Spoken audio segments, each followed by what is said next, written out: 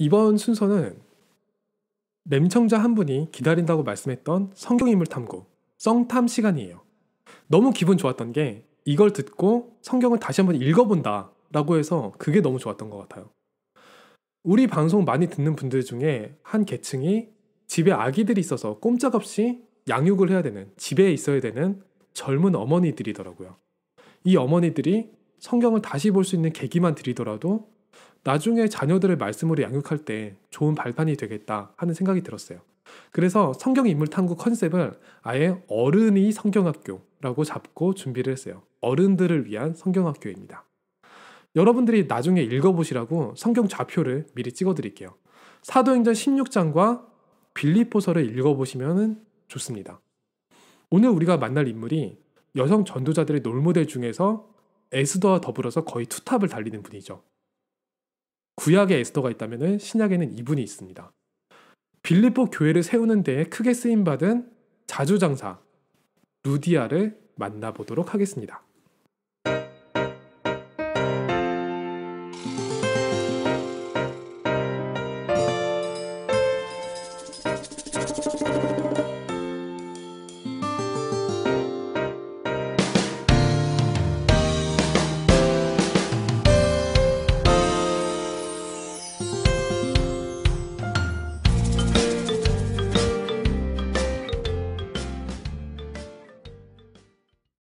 오늘은 성경인물 탐구 최초로 신약 인물을 탐구하게 됐어요.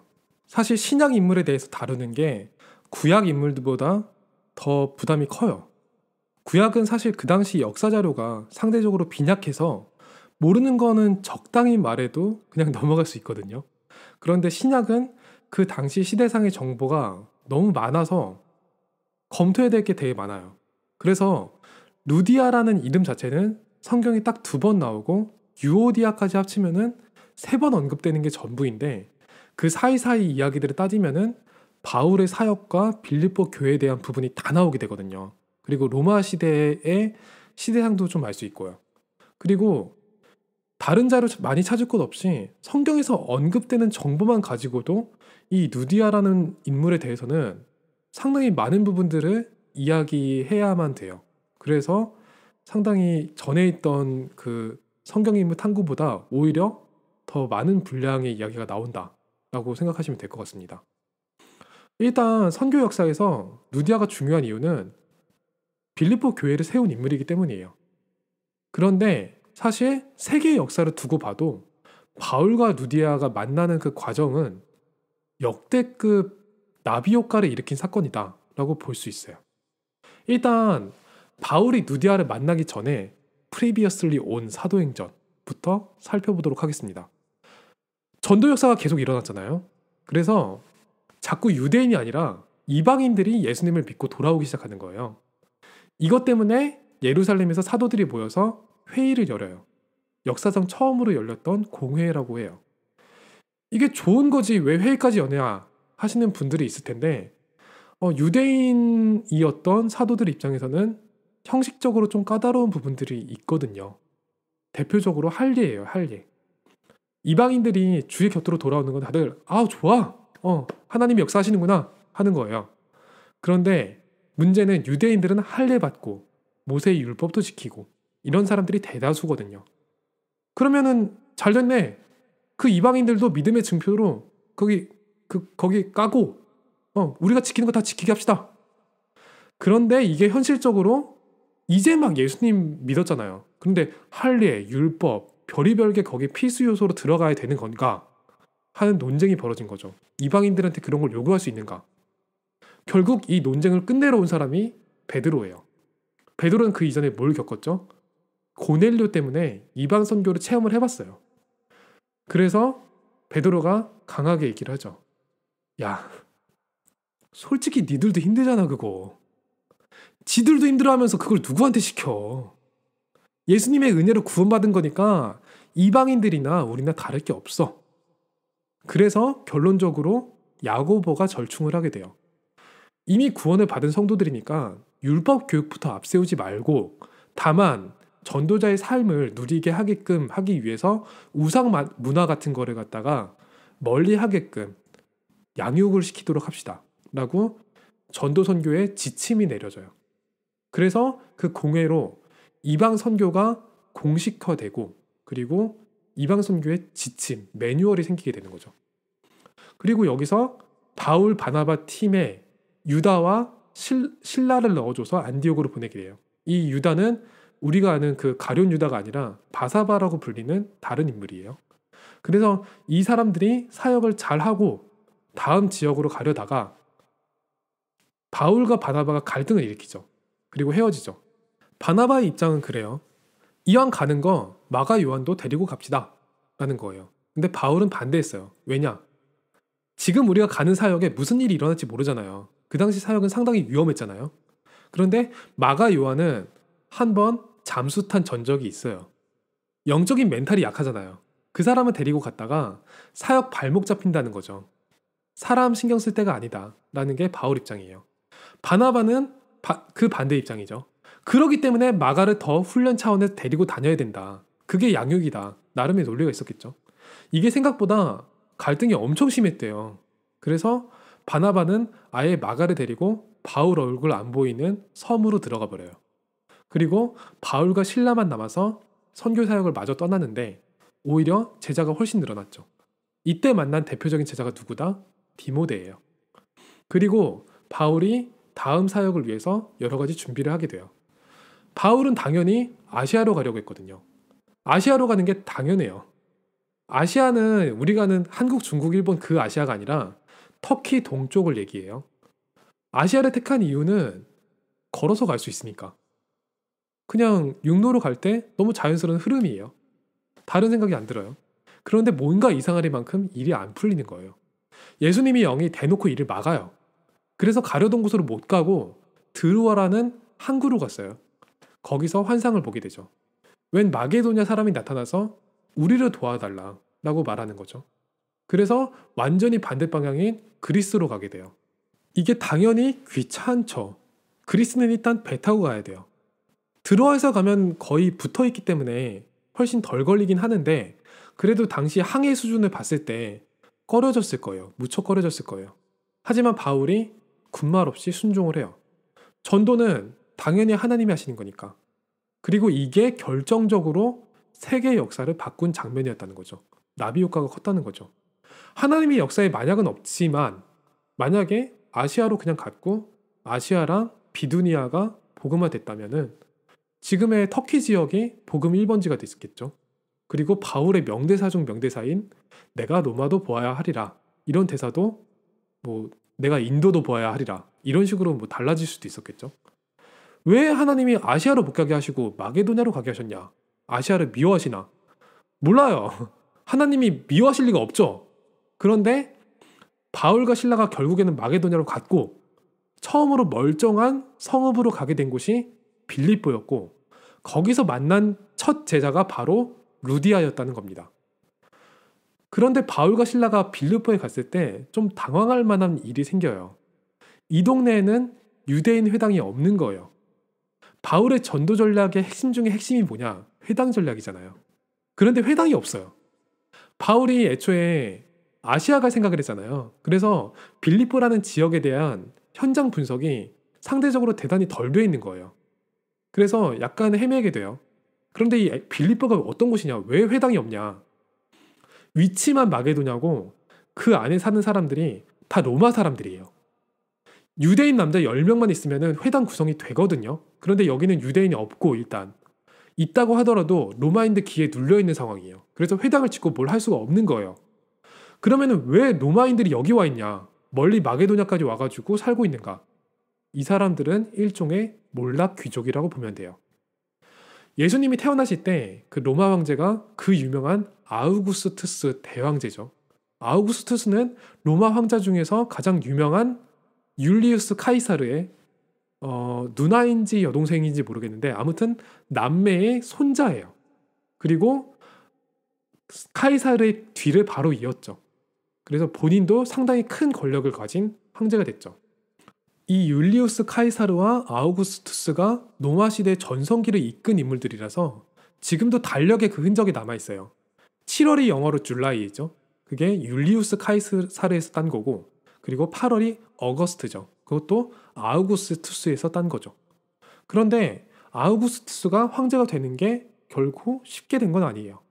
카이사르가 암살당했잖아요. 브루투스 넘어져 하고 죽은 다음에 문제가 된 게 뭐냐면은 황제의 자리를 이을 아들이 없다는 거예요. 카이사르가 로마 황제로서 모든 걸 다 가졌는데 황제의 자리를 이을 아들은 없었어요. 아들이 없었던 건 아니에요. 아들은 꽤 있었을 거예요. 문제는 얘네들이 다 홍길동이에요. 다 바람 피워서 낳은 애들이에요. 아버지라 부르면 안 되는 애들이야. 카이사르가 삼국지의 조조랑 비슷한 게 처녀랑 바람 핀 것도 아니고 교양 있는 유부녀 취향이었대요. 그래서 교양 있는 유부녀와 관계를 맺는 걸 좋아했대요. 그래서 뭐 클레오파트라랑도 애가 있고 그런데 그거를 자기 애라고 인정해 버리는 순간 나라가 뒤집히잖아요. 그래서 카이사르는 두 가지 준비를 해요. 첫 번째는 자기 편이 주변에 많아야 되니까 친척들을 많이 데리고 와요.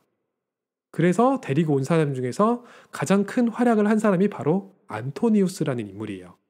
그리고 두 번째는 유서를 미리 써놓고 자신이 죽으면 공개하라고 최측근에게만 말해줘요. 그 유서 내용은 뭐냐? 자기 후계자를 지명한 거예요. 그리고 이 유서는 친척들에게는 공개하지 마라고 했어요. 안토니우스는 당연히 자기 이름이 그 유서 안에 적혀 있을 거라고 생각했는데 막상 카이사르가 암살당하고 유서가 공개된 순간 전혀 생각도 못했던 18살짜리 옥타비아누스라는 조카뻘 되는 아이의 이름이 적혀 있는 거예요. 옥타비아누스를 양자로 삼고 카이사르의 모든 권한을 넘긴다라는 내용이 적혀 있었어요. 그런데 카이사르가 일찍 암살당하는 바람에 옥타비아누스가 겨우 18살이에요. 너무 어리잖아요. 그래서 로마가 패가 갈려버려요. 안토니우스가 좋다. 안토니우스는 카이사르 시절의 2인자였다. 이 사람이 그 로마를 이끌어야 된다. 옥타비아누스가 너무 어려. 또는 옥타비아누스가 정통성이 있지. 카이사르가 지명했는데. 이렇게 패가 갈려버리죠. 그런데 나중에 이제 안토니우스는 옥타비아누스와 갈등을 겪다가 클레오파트라랑 또 바람을 피고 클레오파트라 이 사람 진짜 대단하죠. 시저의 안토니우스에. 아무튼 옥타비아누스랑 안토니우스 클레오파트라 연합군이랑 싸워서 결국에는 옥타비아누스가 이기죠. 그리고 이 옥타비아누스가 아우구스투스 황제가 되는 거예요. 문제는 뭐냐? 패잔병 처리죠. 안토니우스가 누구냐? 카이사르 시대의 2인자였고 안토니우스도 카이사르의 친척이에요. 그래서 안토니우스 파가 엄청 많았거든요. 이거를 안토니우스 편먹었다고 다 죽이면은 나라를 이끌 만한 사람들이 남아나질 않고 그렇다고 다 남겨두자니 불안하잖아요. 이 사람들이 뭔 짓을 할지 모르잖아요. 그래서 3단계로 나눠서 관리를 해요. 완전 핵심 인물이다. 처형. 그리고 적당히 행정력이 있는 사람들인데 안토니우스를 완전히 따랐던 건 아니다. 그러면은 잘 구슬려서 계속 일을 시키고 그리고 그 사람들과 관련이 있는 애매한 군인이거나 귀족들 그러니까 안토니우스 편에 서긴 했는데 좀 관계가 애매한 정도? 그런 사람들은 가족들하고 통째로 로마에서 멀리 떨어진 곳으로 보내버려요. 그래서 거기서 너네끼리 말썽 피우지 말고 세금 바치고 그냥 살아. 우리가 안 건드릴게. 그냥 너네가 너네 지도자를 뽑고 그냥 거기서 알아서 터 잡고 살아. 대신 너네도 로마 시민으로 인정을 해줄게. 이렇게 된 거예요. 이 안토니우스 파가 따로 살게 된 곳이 어디냐? 그게 바로 빌립보예요. 그러니까 이 빌립보 분위기가 그리스겠어요? 그러니까 마게도냐겠어요? 로마겠어요? 로마죠, 여기는. 빌립보 사람들은 자신들이 로마 시민이다. 이게 아이덴티티고 인생의 전부예요. 말도 헬라어 안 쓰고 라틴어 써요. 로마 말을 써요. 그걸 자자손손 잊지 않게끔 하는 게 이 사람들 사명이에요. 얘들아, 너네들은 지금 마게도냐에 살지만 우리는 로마 사람이야. 로마 시민권을 가졌다고. 이걸 기억해야 돼. 우리가 언젠가는 로마로 꼭 가야 돼. 이게 이 사람들 교육의 지침이에요. 이게 예수님 믿고 구원받는다고 바뀌겠어요? 아니잖아요. 그 로마 부심, 로마 뽕이란 게 어디 안 가잖아요. 그러니까 바울이 빌립보에서는 이 꼬라지를 보고 시민권 이야기를 주구장창 하게끔 되는 거예요. 야, 이 답답한 빌립보 놈들아. 너네가 로마 시민이고 뭐고 구원받은 사람은 상관없어. 천국 시민이야. 이 얘기를 주구장창 하게 되는 거예요. 아마 빌립보에서 이 모습을 보고 바울이 언약 잡았을 가능성이 커요. 이 사람들 과거에 잡혀있는 모습들을 보니까 내가 언젠가 그 로마 가서 복음 전하는 게 맞겠다. 싶은 생각이 그때 이미 들었을 가능성이 대단히 큽니다. 아무튼 결론적으로 빌립보는 로마인 구역이기 때문에 유대인 회당이 없어요. 그래서 바울하고 실라가 성 밖으로 나가서 강가로 가게 돼요. 그 당시의 사정상 회당을 못 짓는 촌동네 같은 경우에는 강가에서 적당히 천막 치고 기도를 했거든요. 빌립보가 촌동네는 아닌데 아무튼 회당이 없잖아요. 영적인 촌동네죠. 그러니까 그 강가에 그래도 혹시나 믿는 사람들이 있지 않을까 기대감에 바울과 실라가 나가게 되는 거죠. 강가에서 기도하면 뭐가 좋냐면요. 구원받은 사람들이 바로 세례받기 좋거든요. 그래서 강가가 기도처가 되는 경우가 많았던 거예요. 이 강가에 자주 왔던 인물들이 여성들이었죠. 회당은 남자들이 들어가니까 여자들 중에서도 믿는 사람들이 꽤 있었잖아요. 그 사람들이 강가에서 기도하는 경우가 많았던 거예요. 강가는 누가 막지 못하니까.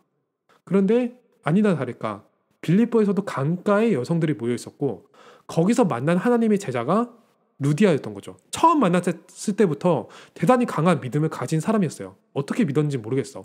아무튼 믿음을 가진 상황이었어요. 그리고 이 루디아와 함께 빌립보 교회를 세우게 되는 겁니다. 그런데 여기서 또 한 가지 사실이 있죠. 루디아는 빌립보 사람일까요?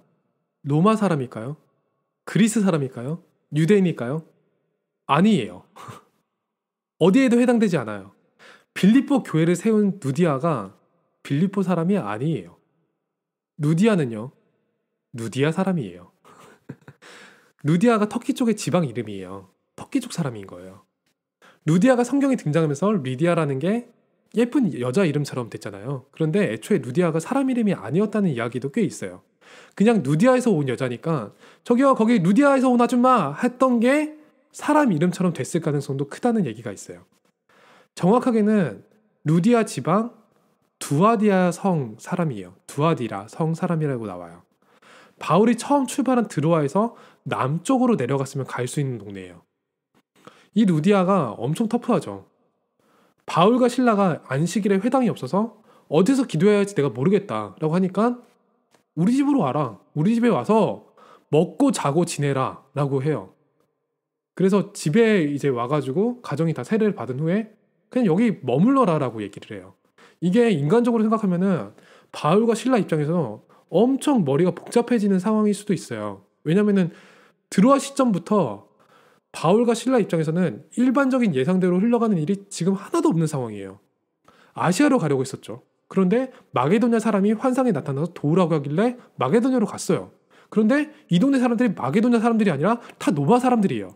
그런데 회당까지 없어서 헤매고 있는데 하나님 섬긴다고 하는 여자가 로마 사람도 아니고 마게도냐 사람도 아니고 유대인도 아닌 이방인이에요. 원래 가려고 했던 아시아 쪽에 더 가까운 사람이에요. 게다가 처음 본 사이에 자기 집에 와서 먹고 자고 하래요. 어떻게 판단을 해야 할까요? 만약에 한국에서 목사님 한 분이 일본 선교 가려고 준비하고 있었어요. 그런데 꿈속에서 중국분이 나와서 日本不好, 中国很好, 快来呀, 帮助我们. 이래서 막 중국 갔더니 막상 중국인 없고 미국인들이 모여있는 마을이 나오고 거기서 갑자기 미국인도 중국인도 아닌 일본인 제자가 등장해서 이에스가 키리스도 데스네. 남편 상도 없음으로 가라. 하여가 키마스. 막 이런 상황인 거예요 지금. 복잡하죠.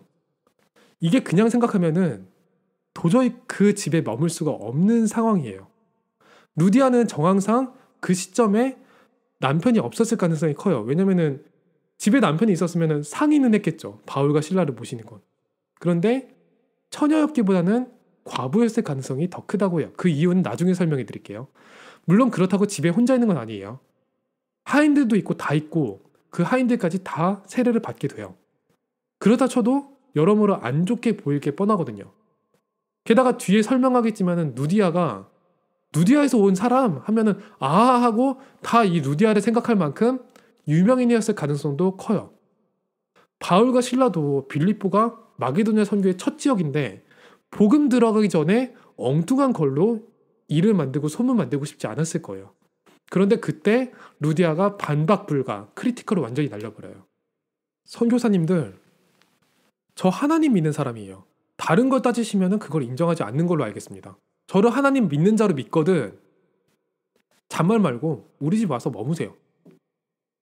이거는 선교사 입장에서는 그냥 다른 말을 할 수가 없어요. 영적인 카리스마예요.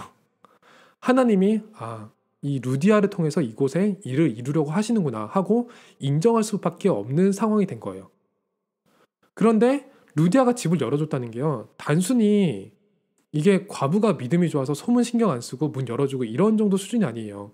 사실 동네에 소문이 이상하게 나는 것보다 더 큰 문제가 있어요. 일단 루디아는 바울이 사도행전에서 만난 여러 제자들 중에서 재력이나 사회적 지위 면에서 가장 빵빵했던 사람이라고 봐도 돼요. 저는 기독교를 가난하고 없는 사람의 종교처럼 이해하는 거는 좀 틀렸다고 생각해요. 하나님 앞에서 부자가 어디 있고 거지가 어디 있어요.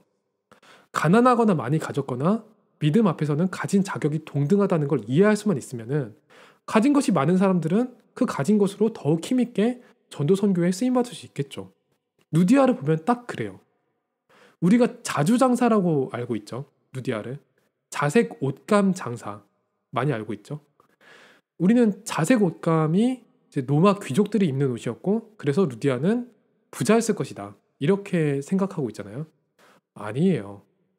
루디아의 거래 상대가 로마 귀족 따위가 아니에요. 자색 옷감은요, 황제의 옷이에요. 구찌나 샤넬 이런 수준이 아니에요.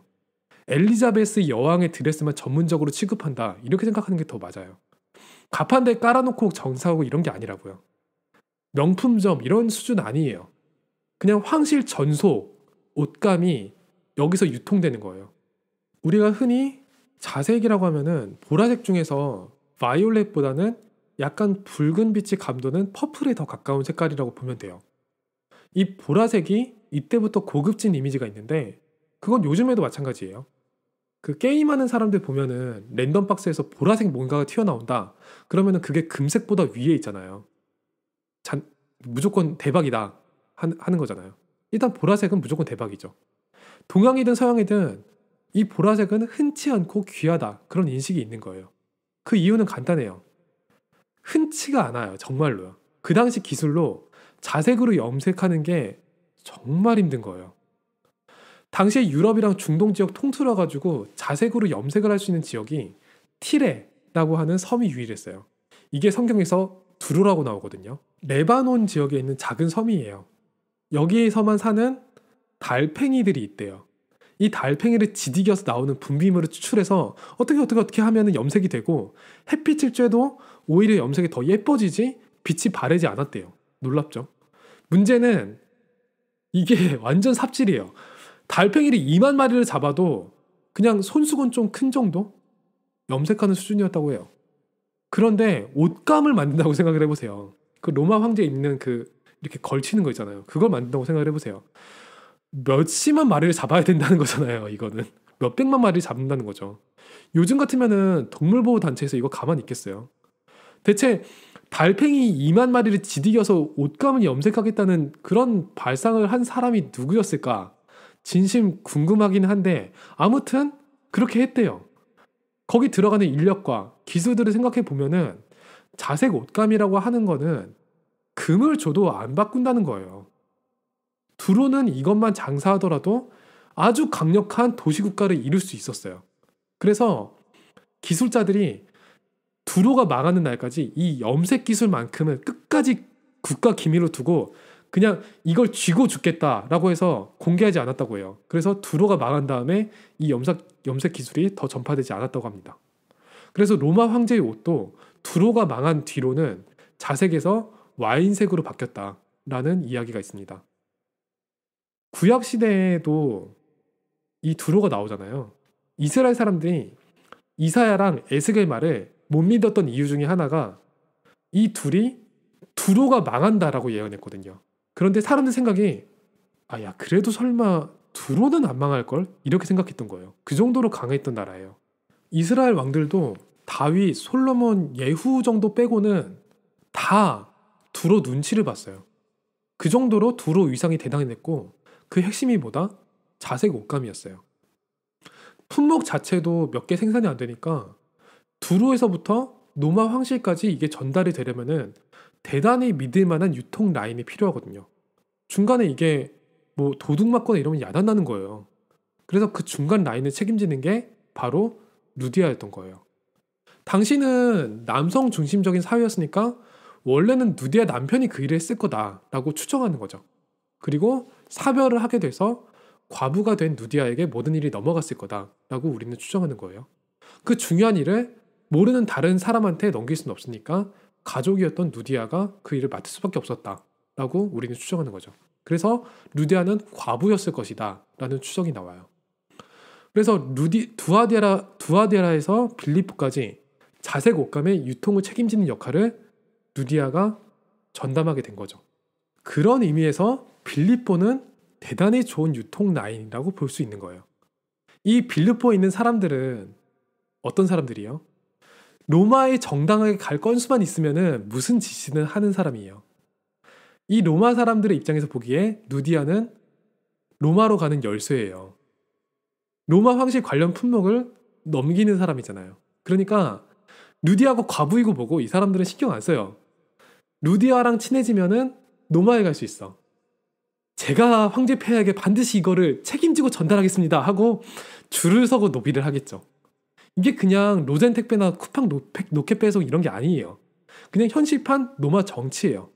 그걸 통제하고 완벽하게 해낼 수 있던 사람이 누디아였던 거예요. 단순한 장사치가 아니에요. 사람들이 휘어잡고 복잡한 걸 컨트롤하고 인간관계를 조절할 수 있는 탁월한 리더십이 있을 수밖에 없었다는 거죠. 사업가예요. 완벽한. 누디아는 단순한 여전노자가 아니라요. 산업선교의 롤모델이 돼야 돼요. 그렇게 보는 게 맞아요. 오히려 여전도회에서는 나중에 나오지만은 약간 갈등이 있었고요. 산업선교회에서는 완벽하게 일을 했던 거예요. 그렇게 이해하는 게 더 좋을 것 같아요. 아무튼 그런데 생각해보면은 누디아가 빌립보에다가 집 따로 사업장 따로 차릴 필요는 없거든요. 집이 곧 사업장이고 가장 안전한 곳에 가장 중요한 품목을 두는 게 맞아요. 그렇기 때문에 하인들이 그 사업장에서 여러 가지 일을 하고 있었을 거예요. 그러니까 바울과 실라가 묵을 그 집에 돈 주고도 구하지 못할 로마 황제의 자색 옷감이 있었을 거란 얘기가 돼요. 물론 관리감도 엄청 철저하게 하겠죠. 그리고 바울과 실라가 믿을 만한 전도자이다 이거 알고 있었겠죠. 그런데 자기 생명과도 같은 것이 있는 집에 아무리 그래도 초면이잖아요. 그런 사람들을 먹이고 재운다는 게 여러분 입장에서 이렇게 쉽게 이해가 되나요? 그리고 한 가지 더 생각해보죠. 빌립보에 있는 누디아의 집에는 누디아가 항상 있는 게 아니에요. 이 누디아는 두아디라랑 빌립보로 왔다 갔다 하면서 유통을 책임지는 사람이잖아요. 그러니까 누디아가 비울 때도 있다고요, 집을. 사실 누디아의 재력과 인간관계면은 굳이 자기 집에다가 이 사람들을 재울 필요가 없어요. 좋은 기도처, 묵을 곳 구해줄 수 있는 사람이에요. 그거를 바울과 실라도 척 보는 순간 알았을 거예요. 그런데 누디아는 그런 게 중요하지 않았어요. 나는 하나님을 섬기고 바울과 실라는 하나님의 말씀을 전하는 사람이다. 나는 이 말씀에다가 내 집과 모든 것을 걸겠다. 이게 단순하고 터프한데 가장 확실한 믿음이 있었던 거예요. 진짜 멋있고 카리스마가 넘치는 사람이에요. 그래서 루디아에서 집에서 한 기도 모임이 결국에는 빌립보 교회가 돼요. 사도행전 16장 뒷부분에 보면은 바울과 실라가 감옥에서 갇혔다가 나오죠. 근데 갇혔다가 나오면서 약간 협박을 해요. 야, 너네 로마 사람들이라면서 로마 사람은 재판도 안 하고 두들겨 패고 감옥에 가두고 하더라. 나 로마 사람이야. 이러니까 빌립보 관리들이 등골이 싸늘해지죠. 우리 망했구나. 알게 되거든요. 빌립보 사람들이 어떤 사람들이에요? 로마 정치에서 밀려서 쫓겨난 사람들이에요. 로마에서 다 죽일 수가 없어서 적당하게 로마 사람 행세하고 살아있는 거예요. 목숨만 붙이고 있는 사람들이에요, 사실은. 그런데 이 사람들이 멀쩡한 로마 사람들을 두들겨 패고 감옥에 가뒀다. 이게 소문나면은 그냥 망한 거예요. 게다가 이거를 사람들 다 보는 앞에서 두들겨 팼거든요. 그래서 증인들까지 엄청 많아요. 이 빌립보 관리들이 죽었다 생각해서 바울하고 실라한테 통사정을 해요. 전에 그 일은 우리 애들이 뭘 몰라서요. 신분증 검사도 안 하고 진짜 미안하게 됐어요. 가는 길에 여러분이 예수 얘기를 하든 복음 얘기를 하든 뭔 얘기를 하든 간섭 안 할 테니까 제발 로마 사람들이 없는 곳으로 가주세요.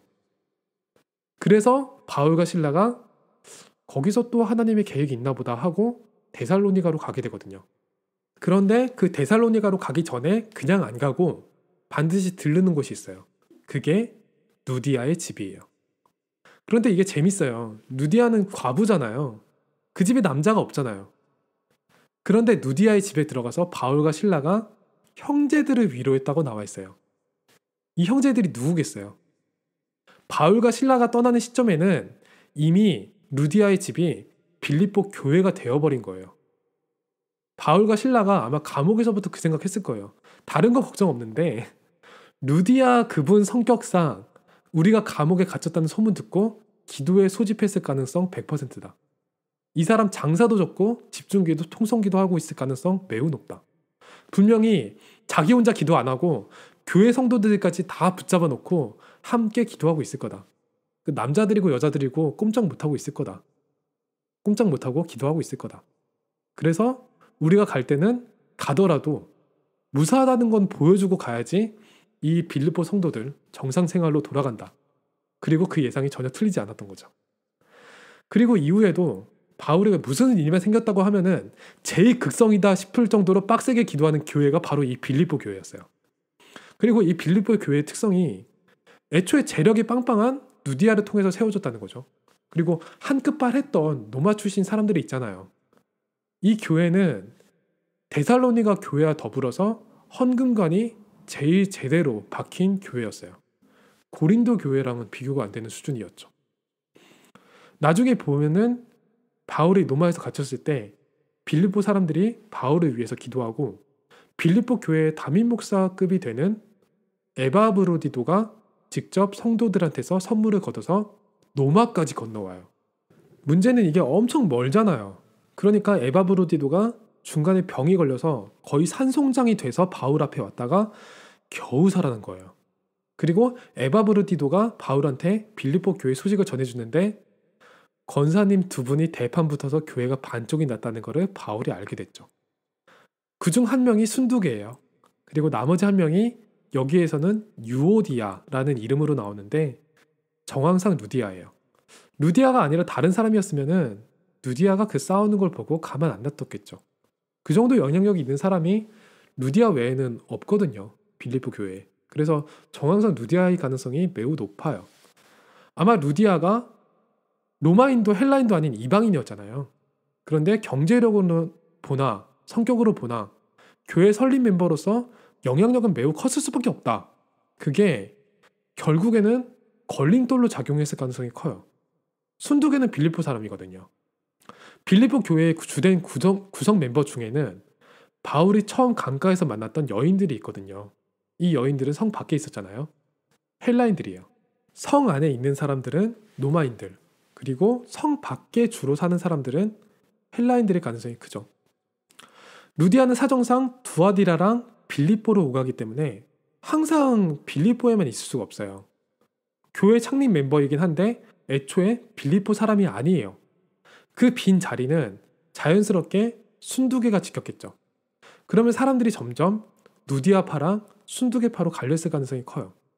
아마 유오디아라는 이름도 이게 빌립보식, 그러니까 헬라어 이름이거든요. 누디아도 자신의 출신을 지우고 빌립보 교회를 위해서 헌신하려고 많이 기도하고 고민했을 것 같아요. 그래서 그분들한테 더 편할 수 있는 이름도 제시를 했을 가능성이 있죠. 사회에서 아무리 사람들이 휘어잡는다고 해도 그게 교회에서 그대로 통하는 게 아니거든요. 이게 단순하게 기가 센 여인들의 갈등이 아니라 이방인, 로마인, 헬라인, 유대인들이 뒤섞여 있는 교회에서 다민족 선교를 제대로 붙잡기까지 겪을 수밖에 없는 현실적인 홍역이라는 거죠. 우리가 다민족 선교를 이야기할 때 꼭 알아야 되는 부분이기도 하는 거예요. 바울 입장에서는 일단 빌립보 교인들이 굳건하게 기도를 해주는 건 너무 기쁘고 고마운데 대판 싸웠다는 거는 안타깝잖아요. 그리고 루디아가 어떤 사람이에요? 바울이 가장 아끼는 제자예요. 그래서 그 마음으로 편지를 쓰죠. 일단 너무 고마워. 너네는 마게도냐 사역의 첫 열매였고 지금까지 나와 함께하고 있잖아. 너무 귀해. 그런데 내 걱정은 할 필요가 없어. 지금 이게 복음을 위해서 더 잘 된 거야. 너네들은 그냥 아무 걱정 말고 그리스도 예수의 마음으로 원네스를 해줘. 싸우지 말고 자기들과 남들이 더 낫다고 여기는 겸손이 그리스도 예수의 마음이야. 그리스도 예수는 하나님이었는데도 자신을 하나님과 동등하다고 여기지 않았고 끝까지 낮아지는 걸 원했어. 그 겸손을 배우자고. 이제 내 아들과도 같은 디모데를 보낼 거거든. 그러니까 제발 말씀 잘 듣고.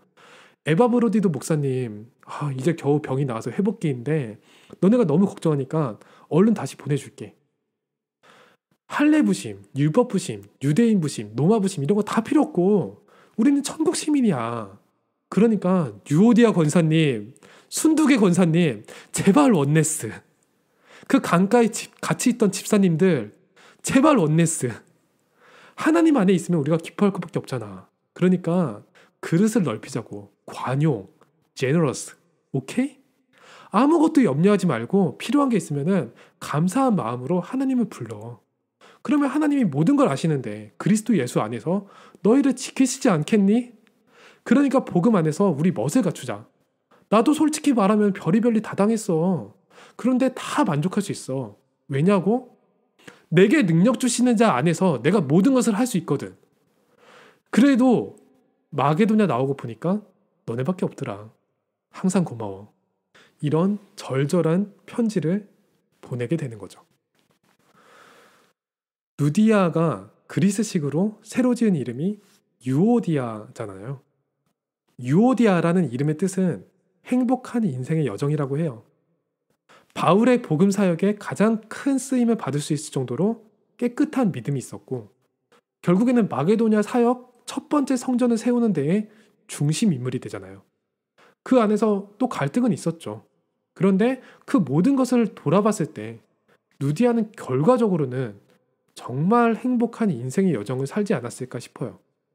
성경의 인물들이 단순히 믿음이 좋은 게 아니라 우리랑 똑같은 현실적인 부분에 부딪히고 어떻게 보면 우리보다 나을 것이 없을 수도 있는데도 가장 중요한 순간에 언약의 여정 위에서 인도를 받거든요.